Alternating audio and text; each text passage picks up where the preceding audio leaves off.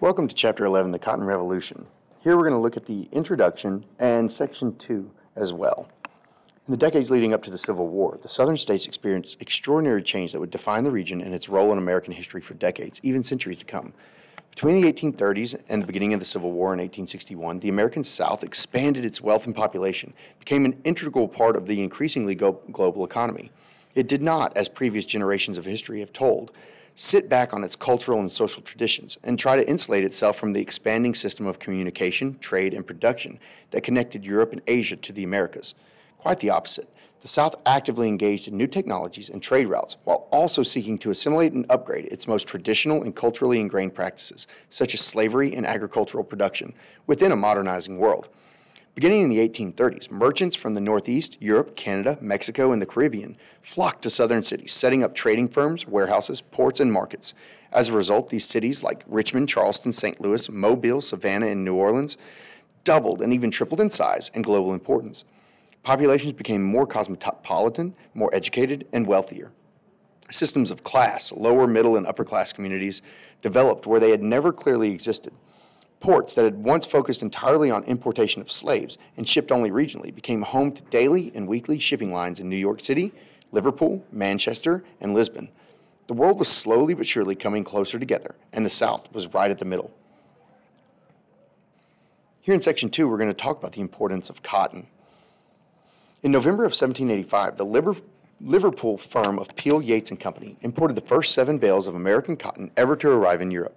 Prior to this unscheduled and frankly unwanted delivery, European merchants saw the cotton as a product of the colonial Caribbean islands of Barbados, Saint Domingue, Martinique, and Cuba and Jamaica.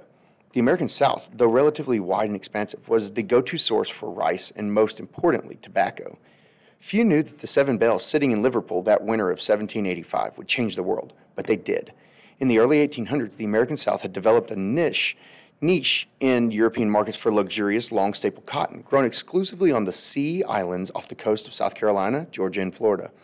But this was only the beginning of a massive flood to come and the foundation of the South's astronomical rise to global prominence. Long before botanists, merchants, and planters alike set out to develop strains of cottonseed that would grow further west on the southern mainland, especially in the new lands opened up by the Louisiana Purchase of 1803.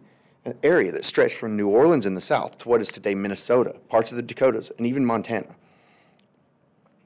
The discovery of Pettit Gulf cotton near Rodney, Mississippi in 1820 changed the American and global cotton markets forever. Pettit Gulf, it was said, slid through the cotton gin, which was a machine developed by Eli Whitney in 1794 for de-seeding cotton, more easily than any other strain. It also grew tightly, producing more usable cotton than anyone had ever imagined to that point. Perhaps most importantly, though, it came up at a time when native people were removed from the Southwest, especially in southern Georgia, Alabama, Mississippi, and northern Louisiana. After Indian removal, land became readily available for white men with few dollars and big dreams. Throughout the 20s and 30s, the federal government implemented several forced migrations of Native Americans, establishing a system of reservations west of the Mississippi River, on which all eastern people were required to relocate and settle. For quiz purposes, you might need to remember that this system, enacted through the Indian Removal Act of 1830, allowed the federal government to survey, divide, and auction off millions of acres of land for however much bidders were willing to pay. Suddenly, farmers with dreams of owning large plantations could purchase dozens, even hundreds of acres in the fertile Mississippi River Delta for cents on the dollar. Pieces of land that would cost hundreds of dollars elsewhere sold in 1830s would cost thousands of dollars, would sold for several hundred at prices as low as 40 cents per acre. Thousands rushed to the Cotton Belt. Joseph Holt Ingram, a writer and traveler from Maine, called it mania, and William Henry Sparks, a lawyer living in Natchez, Mississippi, remembered it as a new El Dorado in which fortunes were made in a day without enterprise or work. The change was astonishing. Where yesterday the wilderness darkened over the land with her wild forests, he recalled, today the cotton plantations whitened the earth. Money flowed from the banks, many newly formed, on promises of otherworldly profits and overnight returns.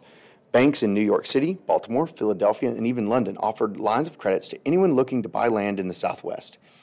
Some even sent their own agents to purchase cheap land at auction for the express purpose of selling it, sometimes the very next day, at double and triple the original value, a process known as land speculation. The explosion of available land in the fertile cotton belt brought new life to the South. By the end of the 1830s,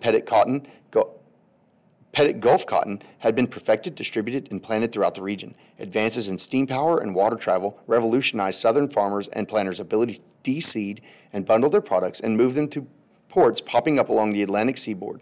Indeed, by the end of the 1830s, cotton had become the primary crop not only of southwestern states, but of the entire nation. And the numbers were staggering. In 1793, just a few years after the first, albeit unintentional, shipment of American cotton to Europe, the South produced around 5 million pounds of cotton, again, almost exclusively the product of South Carolina's Sea Islands. 7 years later, in 1800, South Carolina remained the primary cotton producer in the South, sending 6.5 million pounds of luxurious, long staple blend to markets in Charleston, Liverpool, London, and New York. But as the tighter, more abundant, and vibrant Pettit Gulf strand moved west with dreamers, schemers, and speculators, the American South quickly became the world's leading cotton producer. By 1835, the 5 main cotton-growing states, South Carolina, Georgia, Alabama, Mississippi, and Louisiana, produced more than 500 million pounds of Pettit Gulf for a global market stretching from New Orleans to New York and to London, Liverpool, Paris, and beyond. That 500 million pounds of cotton made up nearly 55% of the entire United States export market. For quiz purposes, though, you need to realize that by 1860, those states produced 2 billion pounds of cotton and made up more than 60% of the total exports in America that year. The astronomical rise of American cotton production came at the cost of the South's first staple crop, tobacco. Perfected in Virginia and grown and sold in nearly every southern territory and state, tobacco served as the South's main economic commodity for more than a century. But tobacco was a rough crop. It treated the land poorly, draining the soil of nutrients. Tobacco fields did not last forever. In fact, fields rarely survived more than 4 or 5 cycles of growth, which left them dried and barren, incapable of growing much more than a patch of grass. Of course, tobacco is and was an addictive substance, but because of its violent pattern of growth, farmers had to move around, purchasing new land, developing new methods of production, and even creating new fields through deforestation and westward expansion. Tobacco then was an expensive crop to produce, and not only because of the ubiquitous use of slave labor.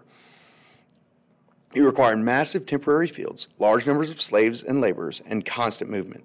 Cotton was different, and it arrived at a time best suited for its success. Pettit Gulf cotton in particular grew relatively quick on cheap, widely available land.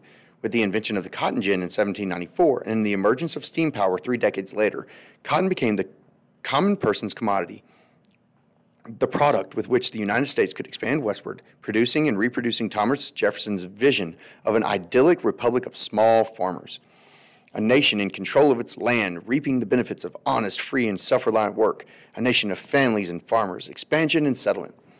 But this all came at a violent cost. With the democratization of land ownership through Indian removal, federal auctions, readily available credit, and with seemingly universal dream of cotton's immediate profit, one of the South's lasting traditions became normalized and ingrained. And by the 1860s, that very tradition, seen as the backbone of Southern society and culture, would split the nation in two. Yes, the heyday of American slavery had arrived. That brings us to an end of Section 2. In the next lecture, we will cover Sections 3, Cotton and Slavery, and Sections 4, the South and its impact on the cities.